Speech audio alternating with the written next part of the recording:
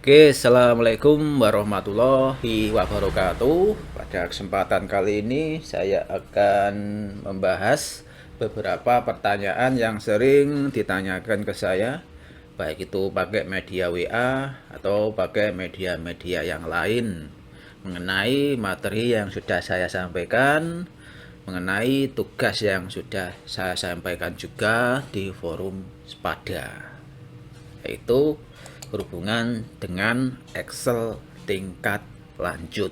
Kita buka saja Microsoft Excel-nya. Ini perlu diketahui, saya pakai Office atau Excel yang versi 365. Mungkin kalau Anda pakai versi yang di bawahnya atau versi 2016, 2019, 2007, atau bahkan masih ada yang pakai versi 2003. Tapi saya sarankan kalau Anda masih pakai yang versi 2003, sebaiknya dihapus saja. Itu sudah terlalu jadul. Oke, yang minimal 2007 lah. Tapi sebenarnya 2007 itu sudah jadul juga. Anda install yang 2016. Tapi jangan install yang 2010 ya, itu kemarin banyak masalah atau banyak bug itu kalau Anda install yang versi 2010. Baiknya Anda install versi 2016 ke atas atau bahkan Anda berlangganan Office 365. Oke, lanjut. Ini mohon maaf ya kalau di dalam video ini ada suara-suara lain yang mengganggu. Soalnya saya ini rekamannya di depan rumah, dan di depan itu ada jalan raya. Jadi nanti agak bising ya, mohon dimaklumi. Oke, kita masuk ke pokok bahasan lagi, itu menjawab beberapa pertanyaan. Pertanyaan yang pertama yang sering ditanyakan yaitu, Pak, tab developer kok tidak ada di sini di Excel saya. Apa saya menginstal Excel yang terlalu jadul, tidak sama? Tidak. Memang kalau Anda ketika baru menginstal Office atau yang di dalamnya terdapat Excel, maka secara default tab developer itu memang tidak tampil. Terus tanya menampilkannya seperti apa? Gampang saja. Di bagian menu bar ini kan menu bar ya, seharusnya Anda sudah tahu. Anda klik kanan, terus klik customisi pita. Ya. Terus di bagian sebelah sini, di sini ada pengembang, atau Anda kalau pakai atau menginstal yang versi bahasa Inggris, ini tulisannya developer. Anda klik centang, Anda klik saja, maka akan tercentang. Anda klik OK, maka secara otomatis tab developer itu akan ditampilkan seperti ini. Oke ya, udah. Terus pertanyaan yang kedua, Pak, makro saya kok disable? Oke, sebelum saya menjawab itu, saya mungkin akan menjelaskan sedikit tentang apa toh itu makro Excel. Makro Excel itu adalah sekumpulan kode pemrograman yang dilakukan apabila kita melakukan suatu kegiatan di Microsoft Excel. Semisal kita mengeklik suatu sel di wilayah lembar kerja Excel ini. Anda tentunya sudah tahu ya sel itu apa. Nah, yang saya klik ini adalah sel. Ketika kita mengklik sebuah sel ini, maka sebenarnya dalam Microsoft Excel itu kode perintahnya itu dalam bentuk baris kode pemrograman. Nah, kalau sekarang kan dipermudah, Anda tidak harus menuliskan baris pemrograman untuk menselek sebuah sel. Anda tinggal klik saja. Sekarang zaman sudah dipermudah melalui tampilan visual seperti ini. Ya, mungkin kalau dari Anda mungkin yang mohon maaf umurnya agak tua, itu mungkin Anda kenal yang namanya Lotus. Lotus itu sebelum ada Excel itu ada suatu aplikasi untuk mengelola sebuah data hampir sama seperti Excel, tapi dia harus menuliskan baris per baris kode pemrogramannya. Nah, kalau Excel kan Anda tinggal klik seperti ini. Untuk menuliskan sebuah teks atau sebuah hasil atau sebuah angka atau apapun di suatu sel, ya Anda tinggal ketikkan di keyboard. Tapi pada zamannya Lotus itu Anda harus menuliskan kode-kode pemrograman atau baris-baris pemrograman atau baris-baris perintah untuk kita memasukkan sebuah nilai di dalam wilayah sel di Excel-nya. Seperti itu. Jadi makro itu adalah kode pemrogramannya yang dilakukan apabila kita mengerjakan suatu perintah. Untuk melihat kode-kode pemrogramannya seperti apa, Pak? Misalkan saya menuliskan kata Eko Siswanto di dalam wilayah sel Excel ini dan saya memperlebar sedikit ini. Sebenarnya baris-baris pemrograman yang dijalankan di aplikasi Excel ini lumayan banyak. Mau tahu baris pemrograman seperti apa? Mau tahu baris pemrogramannya seperti apa? Ketika saya menuliskan kata Eko Siswanto di sel A1 dan saya melebarkan segini, tuh kode pemrogramannya seperti apa? Caranya kita rekam saja. Kita rekam saja segala aktivitas yang kita kerjakan di lembar kerja Excel ini dan kita tampilkan hasil rekaman itu dalam bentuk kode-kode pemrograman. Oke, caranya gampang. Terlebih dahulu Anda aktifkan dulu ya tab pengembang. Soalnya toolnya itu untuk merekam itu ada di tab pengembang atau tab developer. Caranya merekam yaitu kita klik ini. Di sini ada record makro.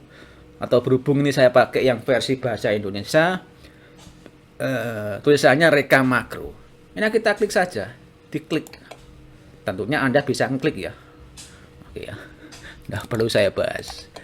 Oke, di sini ada tampilan seperti ini ketika Anda mengklik rekam makro. Di sini yang perlu Anda kerjakan atau minimal Anda ketahui adalah nama makronya atau nama rekamannya apa. Anda klik sembarang tidak masalah. Terus tombol pintasan. Ini Anda bisa tuliskan pintasan apa. Misalkan CTRL plus A. Ini digunakan untuk mengeksekusi atau memutar kembali rekaman yang sudah kita rekam. Atau bahasanya menjalankan makro. Nah, terus deskripsi bisa Anda tulis sembarang saja, tidak juga tidak apa-apa. Pintasan juga tidak masalah. Simpan makro dalam, nah ini adalah makro itu Anda simpan di mana? Atau buku kerja pribadi, buku kerja baru, atau buku kerja ini. Defaultkan saja buku kerja ini. Kita klik OK. Ketika kita klik OK, maka segala aktivitas yang kita lakukan di lembar kerja Excel ini akan terekam. Rekamnya dalam bentuk apa? Dalam bentuk video atau apa? Bukan, dalam bentuk kode-kode perintah. Jadi apa yang kita kerjakan di sini akan direkam kode perintahnya seperti apa. Misalkan saya melakukan suatu kegiatan mengklik sel A1 ini. Terus saya tuliskan kata Eko Siswanto.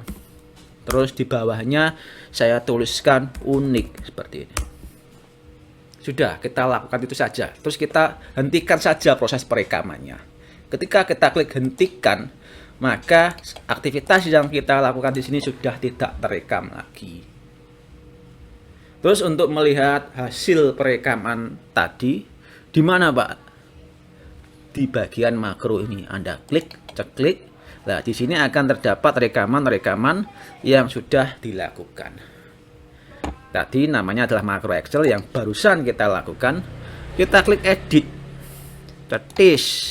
Nah, inilah baris-baris kode pemrograman yang dieksekusi ketika saya menuliskan kata seperti ini, Eko unik.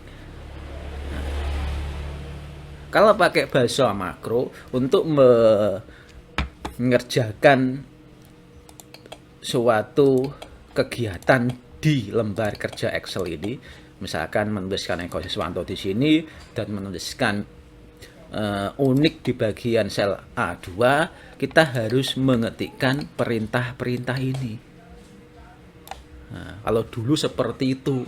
Kalau sekarang ya tinggal Anda tuliskan di sini, klik saja di keyboard, selesai. Bahasa makronya atau terjemahannya yang kita lakukan ini dalam bentuk baris pemrograman seperti apa? Ya, ini terjemahannya. Seperti ini. Oke ya. Oke, kalau tidak paham nanti japri saja, saya akan saya jawab.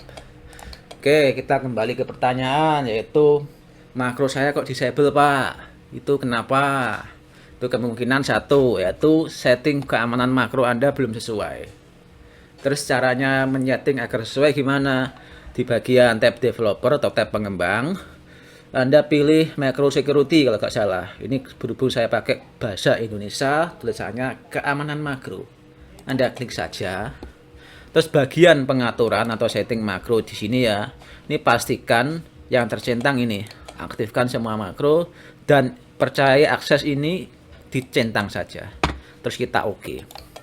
Kalau sudah Anda restart, maksudnya bukan di restart komputernya ya, Excel-nya ditutup terus dibuka lagi. Terus dicoba, maka makro security-nya akan enable seperti itu. Oke ya, ke pertanyaan yang ketiga, cara save-nya gimana, Pak? Kalau cara save biasa, saya rasa Anda sudah tahu. Cara save lembar kerja Excel, saya rasa semua sudah tahu, tidak perlu saya jelaskan. Tapi kemarin ada yang tanya, Pak, saya sudah mengerjakan sesuai video, terus saya save, saya buka lagi, kok kode-kodenya hilang, Pak? Oke, itu kemungkinan Anda save-nya dengan cara yang salah. Terus cara save-nya yang benar seperti apa? Oke, kalau Anda memasukkan sebuah kode-kode pemrograman di dalam lembar kerja Excel, maka Anda save-nya harus dalam bentuk Excel macro enable atau ekstensi filenya XLSM. Misalkan saya contohkan, saya buat sebuah user form ya. Caranya di jendela pengembang ini, di sini ada Visual Basic atau VBA, maka akan ditampilkan sebuah jendela baru. Ini jendela baru ya, ini jendela file Excel-nya, ini jendela VBA-nya. Oke, sebelum saya masuk ke materi, saya jelaskan dulu aja lah apa itu VBA. VBA itu adalah, kalau dilihat dari singkatan, kepanjangannya adalah Visual Basic for Application, atau bahasa pemrograman atau bahasa perintah yang dimasukkan di dalam lembar kerja Excel itu. Kenapa kok harus pakai VBA? Kenapa kok harus kita pakai makro tadi? Supaya kita bisa mendesainkan file Excel ini secara lebih fleksibel dengan cara menuliskan kode-kode pemrograman atau perintah-perintah pemrograman yang mungkin tidak disediakan oleh Excel secara visual ini. Misalkan kalau untuk menebalkan teks yang kita tuliskan sebenarnya sudah disediakan seperti ini. Nah, sudah disediakan dalam bentuk visual seperti ini. Kita tinggal tuliskan di sini. Terus untuk menebalkan ya kita tinggal klik ini, checklist, selesai, tebal. Kita pakai makro atau pakai Visual Basic for Application itu kita gunakan jika kita ingin membuat sebuah file Excel yang lebih fleksibel, yang hanya tidak tergantung pada tool-tool yang disediakan oleh Excel secara default atau secara standarnya. Kalau kita pakai secara standar, itu mungkin SD saja sudah diajarin sekarang pakai Excel secara standar itu. Ya, seperti itu tadi. Berhubung Anda statusnya sudah level tinggi, kita naikkan istilahnya levelnya. Kita belajar Excel expertnya atau Excel tingkat lanjutnya. Seperti itu. Kita bahas lagi masalah VBA. Bahwa di dalam lembar kerja Excel itu kita bisa sisipkan sebuah perintah-perintah atau tool-tool yang lain yang belum disediakan oleh Excel secara defaultnya. Misalnya kita tambahkan sebuah user form atau sebuah form. Caranya sangat gampang. Di bagian lembar kerja VBA ini, di sini ada yang namanya VBA Project. VBA Project ini merupakan, bentar ada truk ya, biar takutnya nanti suaranya tak kedengaran. Oke, kita lanjut. Ketika Anda membuka jendela Visual Basic dengan cara mengklik Visual Basic, ini akan ditampilkan tampilan seperti ini. Ini saya jelaskan dulu bagian-bagian yang penting di tampilan VBA. Ini kan tampilan VBA, sedangkan ini adalah tampilan Excel-nya. Tampilan Excel, tampilan VBA. Ini jendela yang terpisah ya. Tapi sebenarnya VBA ini masuk dalam satu kesatuan file Excel yang akan kita simpan. Oke, kembali ke materi. Tampilan-tampilan dasar. Yang pertama yang jelas adalah menu bar, toolbar, dan di sini ada wilayah yang namanya VBA Project.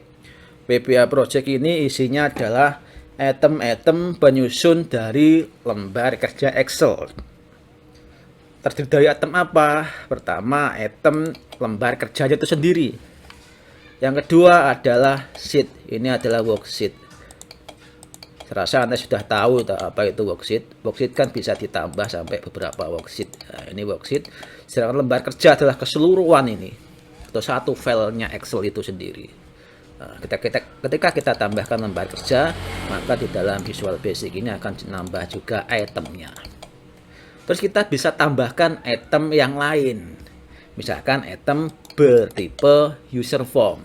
Caranya Anda klik kanan Microsoft Excel Object ini, klik Insert, klik User Form. Maka akan ditampilkan sebuah user form atau jendela Windows seperti ini.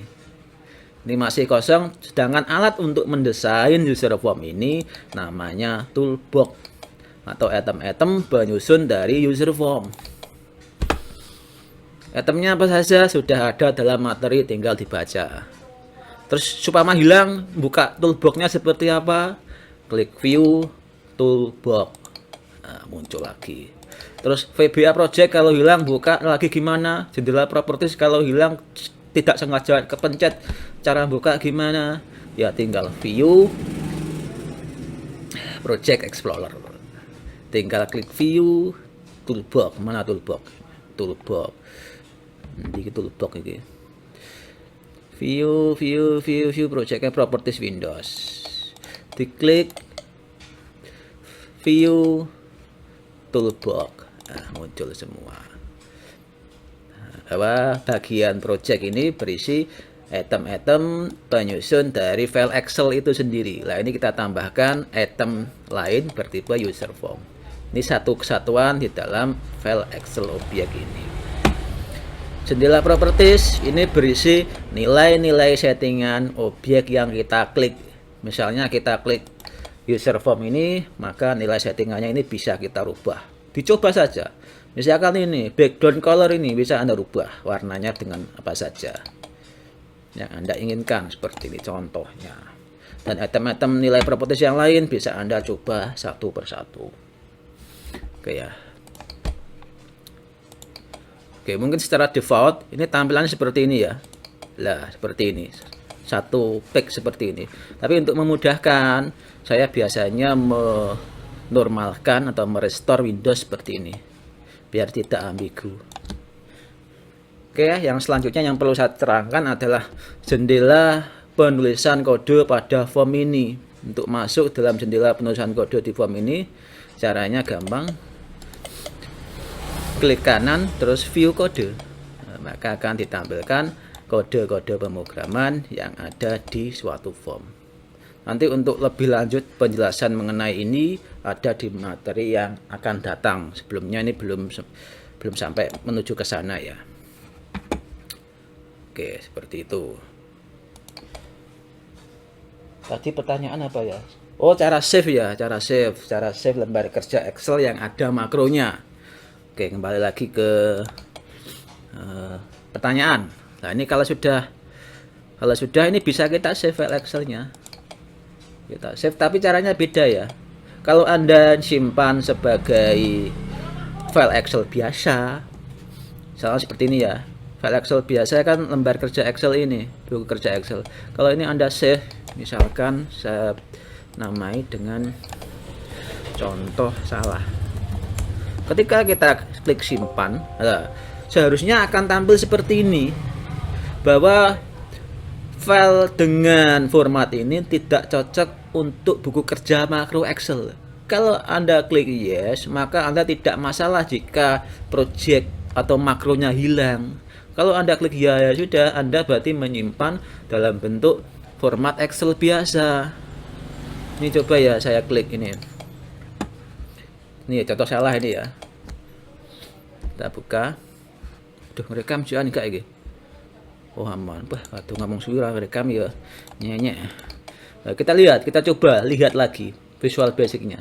Nah, kosong. Padahal tadi kan saya sudah menambahkan sebuah user form. Nah, maka dari itu Anda jangan sampai salah menyimpan lembar kerja Excelnya. Saya tambahkan sebuah user form ya di sini, insert user form.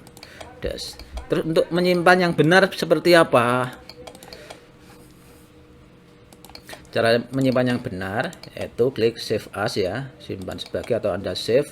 Anda pakai yang Excel jenis XLSM. Ini buku Excel berkemampuan makro, atau bahasa Inggrisnya Excel enable makro atau sebagainya lah, saya lupa. Anda klik ini, klik, terus dinamai toh benar, simpan des. Aduh kok lemot, aduh perlu ganti laptop ini. Oke, kita close saja, kita coba buka apakah ini contoh salah, ini contoh yang benar. Kita coba buka. Kalau Anda menyimpan dengan benar, maka seharusnya user form yang kita tambahkan nampil seperti ini. Oke, itu pertanyaan yang ketiga. Terus pertanyaan yang keempat, ini berhubungan dengan tugas yang saya berikan. Oke, ini saya ambil saja file dari mahasiswa yang sudah mengumpulkan. Nah, ini tugas ini.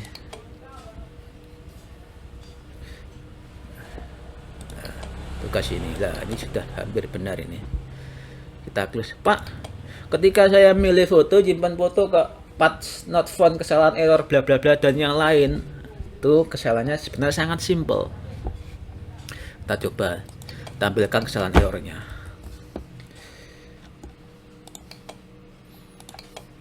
Lah, bagi yang sudah saya jawab di Japri WA mungkin sudah tahu kesalahannya.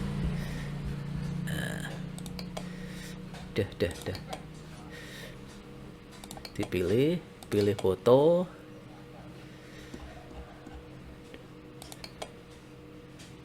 Dan jangan sampai video pribadi terekspos. Ini aja wes. Aduh gambarku. Tak sensor ya kengko. Ketika simpan, jebles, path not found. Mungkin ada yang mengalami seperti ini. Klik debug, maka akan diarahkan kondisi errornya di mana, di sini. Ini sebenarnya errornya bukan terletak pada kode pemrograman ini. Letak kesalahannya adalah Anda tidak membuat folder dengan nama data foto di wilayah lembar Excel itu disimpan. Jadi solusinya seperti apa? Misalkan Anda menaruh pekerjaan Anda itu di folder D. Ini kan di folder D ini ya. Nah, ini pekerjaan Anda misalkan.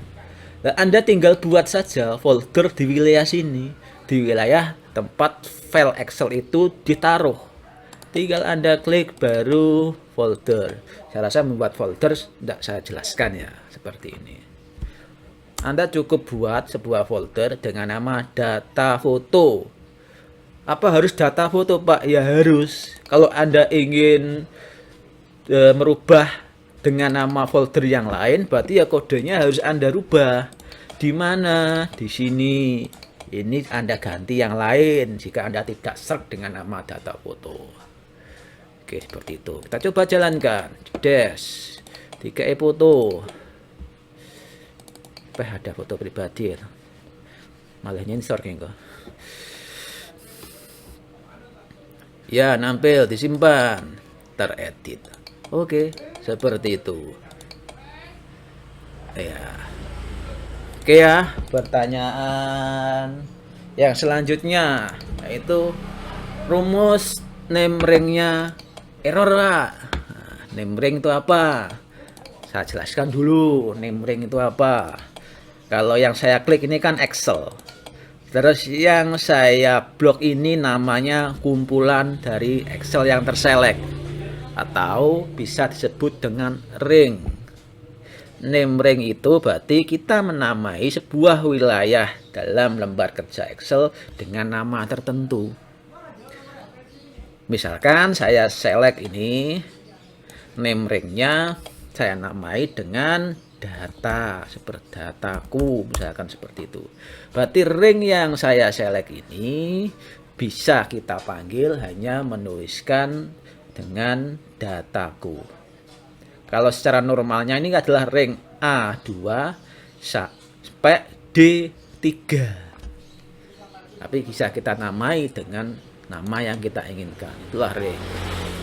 Terus kita kembali ke pertanyaan tadi, yaitu name ring. Nah, di rumus pengolahan nama ini atau name ring. Ini saya pakai versi bahasa Indonesia ya, agak bingung mungkin. Nah, kemarin kan di dalam video tutorial saya jelaskan membuat video tentang pembuatan name ring. Walaupun tidak ada suaranya. Kenapa kok tidak ada suaranya? Soalnya itu video lama saya. Rekam pakai PC. PC nggak ada mic internalnya, eksternalnya. Belum bisa beli.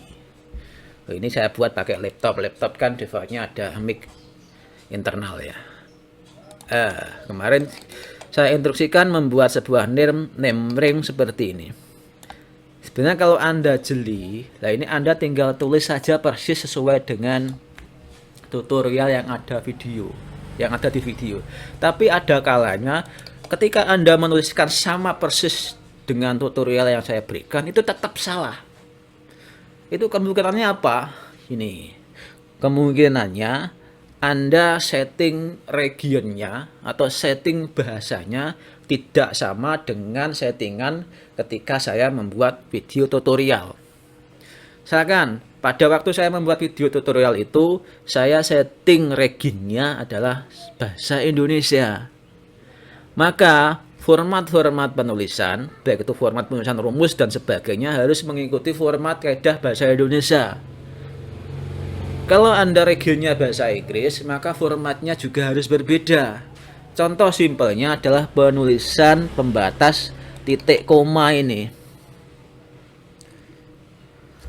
Saya besarkan.